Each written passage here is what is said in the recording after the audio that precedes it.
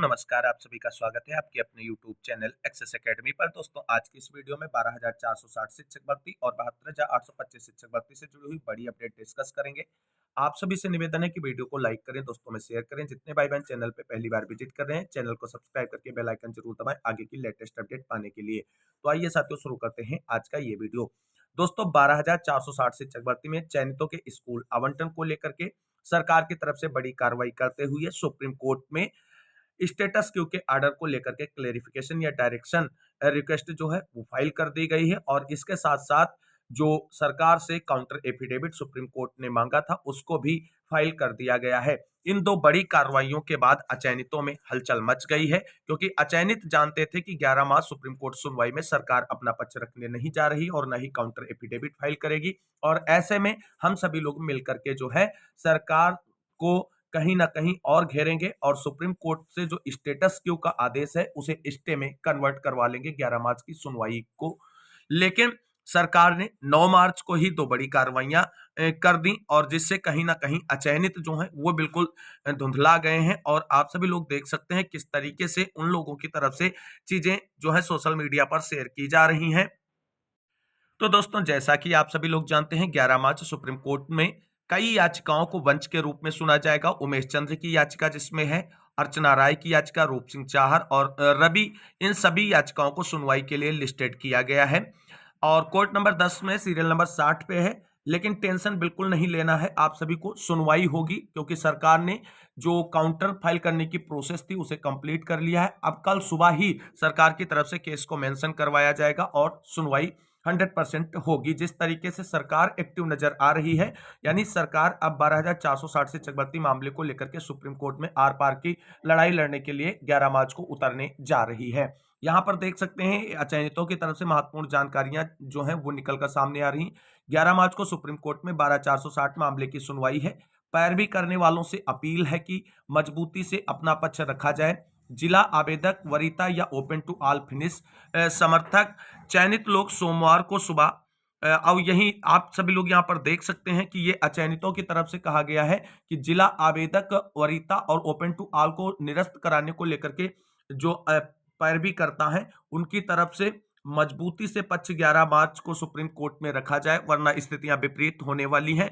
और यही देख सकते हैं अचयनितों की तरफ से आगे कहा गया है कि चयनित लोग सोमवार को सुबह बेसिक शिक्षा मंत्री के आवास का घेराव कर दबाव बनाएंगे, ताकि सरकार सुप्रीम कोर्ट में मजबूती से पक्ष रखकर विद्यालय आवंटन कर दे।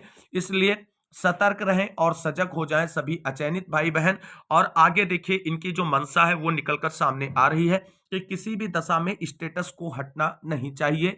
सरकार ने सुप्रीम कोर्ट में रोक हटवाने के लिए अपना काउंटर फाइल कर दिया है। अपनी तैयारी सभी अचयनितों को पूरी रखनी चाहिए, जिससे जिला वरीयता का आदेश निर्गत हो सके और ओपन टू ऑल को निरस्त कराया जा सके सुप्रीम कोर्ट से। अब आगे और महत्वपूर्ण अपडेट है जो रूप सिंह चाहर की तरफ से निकलकर सामने आ रही, जिनकी याचिका भी लगी हुई है उमेश चंद्र की याचिका के साथ कनेक्टेड के रूप में 11 मार्च सुनवाई के लिए। तो यहाँ पर देख सकते हैं कि आप सभी लोग के ये अपडेट निकलकर सामने आ रही। साथियों नमस्कार, जैसा कि आपको ज्ञात है कि कल 11 मार्च को ओपन टू ऑल का मैटर लगा हुआ है। सरकार ने भी काउंटर दाखिल कर दिया है। काउंटर में सरकार ने सुप्रीम कोर्ट से स्टेटस क्यू पर स्पष्टीकरण मांगा कि कितने पदों पर स्टेटस क्यू लगा हुआ है। यानी इनकी तरफ से भी कहा जा रहा है कि सरकार ने स्टेटस क्यू पर जो है क्लेरिफिकेशन याचिका फाइल कर दी है और जो है स्पष्टीकरण करने के लिए जो है रिक्वेस्ट सुप्रीम कोर्ट में डाल दी है। और सरकार पूरी मजबूती से चयनितों के साथ खड़ी है और स्कूल आवंटन के मूड में है। ये देख लीजिए, रूप सिंह चाहर की तरफ से ये बातें कही जा रही हैं। साथियों, हम भी तैयारी में लगे हुए हैं, लड़ेंगे और जीतेंगे, रूप सिंह चाहर की तरफ से ये बात कही जा रही है। यानी जिस तरीके से सरकार ने कल की डेट में दो बड़ी कार्रवाइयां की, उससे सभी अचयनित और अपोजिट पार्टी के जो पैरवीकार हैं उनमें कहीं ना कहीं खलबली मची हुई है। और वो उनको अब लग रहा है कि 11 मार्च की सुनवाई पर सरकार जो है बाजी मारने वाली है और उन सभी का भंडाफोड़ होने वाला है और उनको वापस घर लौटना पड़ सकता है अपने बोरिया बिस्तर के साथ में। तो कुल मिलाकर के आप सभी साथियों को बता दें, अचयनितों को जो समझ में नहीं आ रहा है कि अब सरकार को किस तरीके से सुप्रीम कोर्ट में कटघरे में खड़ा किया जाए। और आप सभी लोग जानते हैं कि सुप्रीम कोर्ट का कोई भी डिसीजन जो है वो सरकार के काउंटर एफिडेविट और सरकार के पक्ष सुनने के बाद ही लिया जाएगा। तो ऐसे में अचयनितों में खलबली मची है। अब 11 मार्च को आप सभी को बता दें, सुप्रीम कोर्ट में सरकार वर्सेस अचयनितों के बीच में एक बड़ी और महत्वपूर्ण बहस देखने को मिलेगी, जहां सरकार की तरफ से पूरा पूरा प्रयास होगा कि मामले को शार्ट आउट कराते हुए आगे की कार्रवाई सुनिश्चित की जाए। वहीं अचयनितों का प्रयास होगा मामले को शार्ट आउट ना कराना, स्टेटस क्यू को कंटिन्यू रखना या स्टेटस क्यू को कन्वर्ट इनटू स्टे। ये चीज उनकी तरफ से प्रयास की जाएगी। ये चीजें निकलकर इनकी बातों से सामने आ रही हैं। तो वहीं दोस्तों आप सभी को बता दें, सरकार की तरफ से आप सभी लोगों ने देखा कि वो अब जिस तरीके से चयनितों को आश्वस्त करे हैं उसी तरीके से सुप्रीम कोर्ट में आगे बढ़ रहे हैं। और 11 मार्च की बेहतर और मजबूत पैरवी जो है वो आप सभी को नजर आने लगी होगी। लेकिन आप सभी साथियों को बता दें, अभी आप सभी लोगों को हार नहीं मानी। जितने भी चयनित भाई बहन हैं, आज शाम तक घरों से निकल लें। कल सुबह जो है बेसिक शिक्षा मंत्री संदीप सिंह जी के आवास पर पहुंचकर रिक्वेस्ट करनी है, क्योंकि अभी तक आप सभी को बता दें, ऐश्वर्या भाटी मैम के ब्रीफिंग की प्रक्रिया को लेकर के कोई ऑफिशियल जानकारी निकलकर सामने नहीं आ रही है। क्या 11 मार्च सुप्रीम कोर्ट सुनवाई में सरकार की तरफ से ऐश्वर्या भाटी मैम उपस्थित नहीं होंगी? केवल अंकित गोयल सर ही अपना पक्ष रखेंगे और काउंटर एफिडेविट पर आर्गुमेंट करेंगे और क्लेरिफिकेशन को लेकर के रिक्वेस्ट करेंगे। अगर आप सभी साथियों को बता दें, अंकित गोयल सर अकेले कोर्ट के अंदर खड़े होंगे तो कहीं ना कहीं सरकार जो है वो फंस सकती है। इसके लिए अब सरकार को जरूरी हो जाता है कि 11 मार्च सुप्रीम कोर्ट सुनवाई के दौरान ऐश्वर्या भाटी मैम को प्रेजेंट करे और बेहतर पैरवी करे, जिससे जो क्लेरिफिकेशन की मांग की गई है, क्लेरिफिकेशन के साथ साथ डायरेक्शन भी मिले स्कूल आवंटन को लेकर के, और जो अचयनितों की तरफ से चालबाजी पूर्ण तरीके से स्टेटस क्यों कराया गया है उसे भी रिमूव कराया जाए, जिससे जो भी हमारे कुछ अचयनित भाई बहन कुछ ही पॉइंट से जिनका चयन रह गया है उनके लिए थर्ड काउंसलिंग का रास्ता जो है वो खुल सके सुप्रीम कोर्ट के डायरेक्शन के बाद में। तो कल की सुनवाई बहुत ही महत्वपूर्ण है सभी के लिए, चाहे चयनित हो या अचयनित हो, क्योंकि हमने पिछली वीडियो में आप सभी को बताया था अचयनितों का मेन उद्देश्य ये नहीं है कि सुप्रीम कोर्ट से जल्द केस सॉर्ट आउट किया जाए। उनका मेन उद्देश्य भर्ती प्रक्रिया पर रोक लगा के रखा जाए, लंबे समय तक अचयनितों को लूटा जाए कोर्ट सुनवाई के नाम पर। अगर अभी अचयनित जो हमारे भाई बहन उनकी आंखें नहीं खुल रही हैं, उनकी सबकी सोशल मीडिया पर शेयर की जा रही जानकारी के माध्यम से, तो आप सभी को ऐसे लंबे समय तक जो है वो लूटा जाता रहेगा और आप लोगों को हासिल कुछ भी नहीं होगा 12,460 शिक्षक भर्ती में। अब दोस्तों बात करते हैं, क्या 11 मार्च की सुप्रीम कोर्ट सुनवाई से सभी याचिकाओं को निस्तारित कर दिया जाएगा और उसके बाद स्कूल आवंटन होगा या कोई अन्य रास्ता भी है? देखिए, आप सभी को बता दें, सरकार ने जो ऑर्डर क्लेरिफिकेशन को लेकर के रिक्वेस्ट की है सुप्रीम कोर्ट में, उस ऑर्डर क्लेरिफिकेशन से चयनितों के स्कूल आवंटन पर मुहर लग सकती है और वहां से चीजें बिल्कुल स्पष्ट हो जाएंगी। उसके बाद चाहे सभी याचिकाओं का निस्तारण हो या ना हो, आगे केस चलता रहेगा, लेकिन चयनित जो हुए हैं उनको स्कूल आवंटन कर दिया जाएगा ऑर्डर क्लेरिफिकेशन मिलने के बाद में। तो आप सभी को बता दें कि याचिकाएं जो हैं पहली यानी कल की सुनवाई पर डिस्पोज्ड ऑफ या डिसमिस्ड भी की जा सकती हैं सुप्रीम कोर्ट की तरफ से, क्योंकि अगर सरकार ने पूरी तरीके से कन्विंस किया सुप्रीम कोर्ट के अंदर अपनी आर्गुमेंट से, तो चीजें बिल्कुल स्पष्ट हो जाएंगी और जितनी भी याचिकाएं हैं वो सारी डिसमिस्ड या डिस्पोज्ड ऑफ की जा सकती हैं कल की सुनवाई में। लेकिन चयनितों के लिए सबसे इंपॉर्टेंट है कि जो स्टेटस क्यू का आदेश है, जिसपे एक क्लेरिफिकेशन या डायरेक्शन के लिए रिक्वेस्ट की गई है सुप्रीम कोर्ट में सरकार की तरफ से, उस पर डायरेक्शन मिल जाएगा। बाकी चीजें याचिकाएं डिस्पोज्ड ऑफ हो या डिसमिस्ड हो या ना हो, उससे हम सभी को कोई टेंशन नहीं। हम सभी को केवल और केवल डायरेक्शन चाहिए स्कूल आवंटन के लिए, और उसके बाद स्कूल आवंटित हो जाए, हम सभी लोग विद्यालयों में पहुंचे। इससे बड़ी और कोई बात नहीं हो सकती। तो सभी चयनित भाई बहनों से रिक्वेस्ट है कि आप सभी लोग अभी घरों से निकल लीजिए और कल सुबह 7 से 8 बजे के बीच बेसिक शिक्षा मंत्री संदीप सिंह जी के आवास पर उपस्थित होना अनिवार्य है।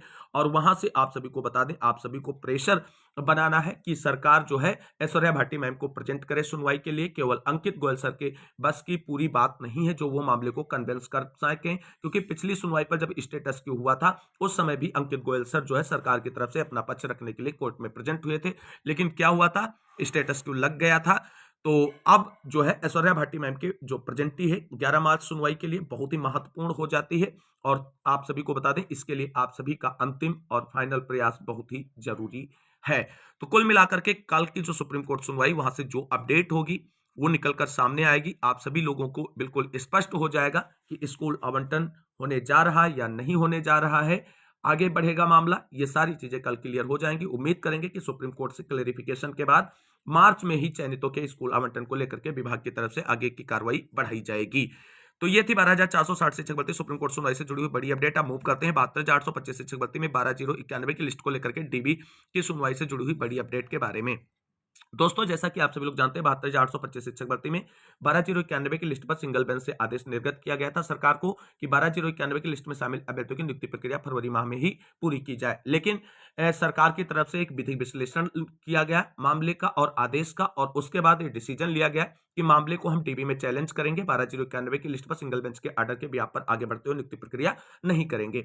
वहीं सरकार और बेसिक शिक्षा विभाग उत्तर प्रदेश की तरफ से 2 एसएलपी जो है वो डीबी में फाइल की गई, जिन पर लगातार सुनवाइयां हो रही हैं।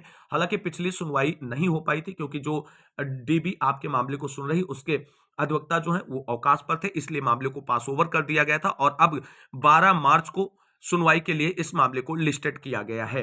अब मामला लिस्टेड हो चुका है और जैसा कि आप सभी लोग जानते हैं पिछली सुनवाई का जो आदेश आया था उसमें सरकार से डीबी ने पूरा ब्रेकअप डाटा मांगा था कि किस तरीके से आपने 54,000 के बाद भर्ती प्रक्रिया में 66,655 पदों तक भर्ती प्रक्रिया को बढ़ाया है। जो एक्सरसाइज आपने पूरी की है 54,000 से 66,000 पहुंचने में, उसका पूरा ब्रेकअप और डिटेल डाटा दीजिए। अब बात ये उठती है, क्या सरकार वास्तव में 12 मार्च को सुनवाई के लिए 66,655 पदों का ब्रेकअप डाटा रखेगी? अगर रखेगी, झूठ रखेगी तो क्या होगा? अगर नहीं रखेगी तो क्या होगा? इसके बारे में देख लेते हैं।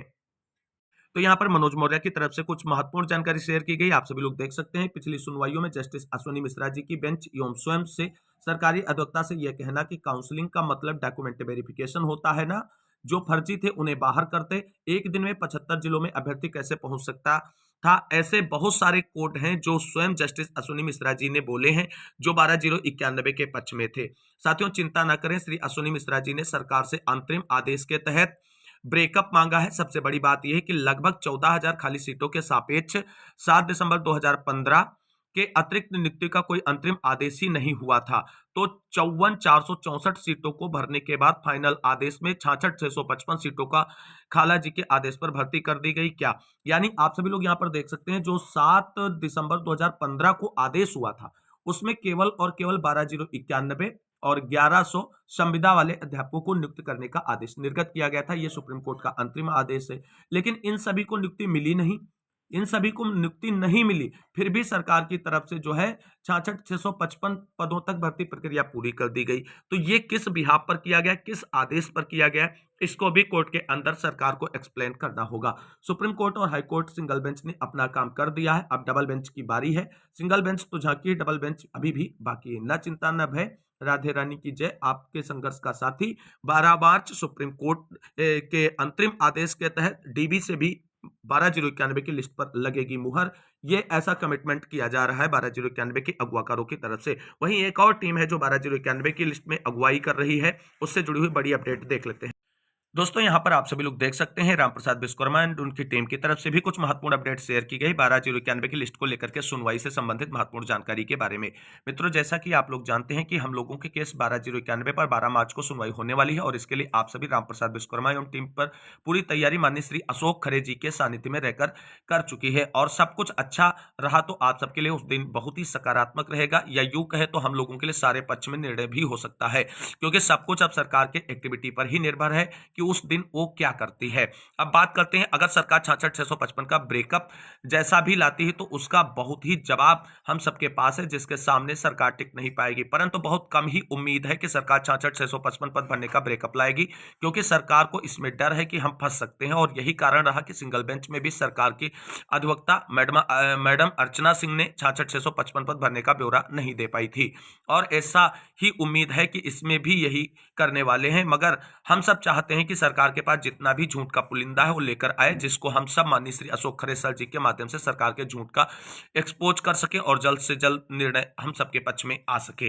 यानी अब आप सब भी अपने अपने इष्ट देवी देवताओं से मन्नत मांगे कि सरकार के पास जितने भी और जो भी झूठ का पुलिंदा है वो लेकर जरूर 12 मार्च को आए, जिससे उस दिन निर्णय हो सके, क्योंकि हम सब टीम का पूरी तैयारी है और जब भी निर्णय आएगा हम सबकी जीत सुनिश्चित और दोबारा से एक भी शानदार जीत दर्ज करेंगे।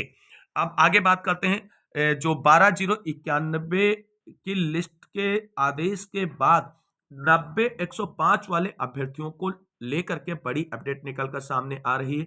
और साथियों, आप सभी को बता दें, जब से सिंगल बेंच से आदेश आया है 12,091 की लिस्ट पर नियुक्ति प्रक्रिया को आगे बढ़ाने को लेकर के, तब से 90 और 105 वाले अभ्यर्थी जो है काफी एक्टिव हो गए हैं। हालांकि सिंगल बेंच से उनकी याचिकाओं को खारिज कर दिया गया है, लेकिन अब उन अपनी याचिका लेकर के डीबी में पहुंच गए हैं। और एक झूठ ये बोला जा रहा है कि अशोक खरेसर जो है 90-105 वाले मैटर की तरफ से बहस करते नजर आएंगे। इसको लेकर के क्या स्पष्टीकरण है उसको जरा देख लेते हैं। साथियों, अब आते हैं थोड़ा 90-105 वाले मित्रों पर, क्योंकि जब से हम लोगों को सिंगल बेंच से जीत मिली तब से इन लोगों के पेट में दर्द हो रहा है और ये इन प्रकार कोई ना कोई साजिश करते रहते हैं और बोले वाले साथियों को गुमराह करते हुए याची बनाने का खेल शुरू करते हैं। और यही कारण ही है कि ये लोग सिंगल बेंच में हारने एवं कई बार याचिकाएं खारिज होने के बावजूद भी अब डबल बेंच में रिट दायर किए हैं। और यह भी निश्चित है कि इन लोगों को मुंह की खानी पड़ेगी, क्योंकि इनको लड़ने के लिए कोई ग्राउंड ही नहीं। ये अलग बात है कि जब 12,091 के साथियों को नियुक्ति मिल जाती तो इनका कुछ ग्राउंड बनता, मगर इस समय ये लोग बेवजह लड़ रहे हैं। और इस समय इन लोगों का एक ही उद्देश्य है कि किसी भी तरह से धन उगाही कर सके। और इसी के सिलसिले में कोई अखिलेश्वर मणि त्रिपाठी गोरखपुर से हैं, जो ये र्यूमर यानी अफवाह फैलाकर धन उगाही करना चाहते हैं कि माननीय श्री अशोक खरे जी 90-105 की तरफ से बहस करेंगे, जो कि बिल्कुल फर्जी है। और ऐसा ही इन लोगों ने कुछ दिन पहले भी लोगों को बेवकूफ बनाने के लिए अफवाह उड़ाई थी, जो फर्जी निकली थी, ये आप सब भी जानते हैं। और खरे सर जी निरंतर 12,091 की तरफ से 12,091 के लिए बहस करते आ रहे हैं और अब ये लुटेरे फिर से अफवाह उड़ाने में मशगूल हैं, जो कि बिल्कुल ही निराधार एवं फर्जी खबर है। अशोक खरे सर जो है वो 12,091 की तरफ से ही बहस करेंगे।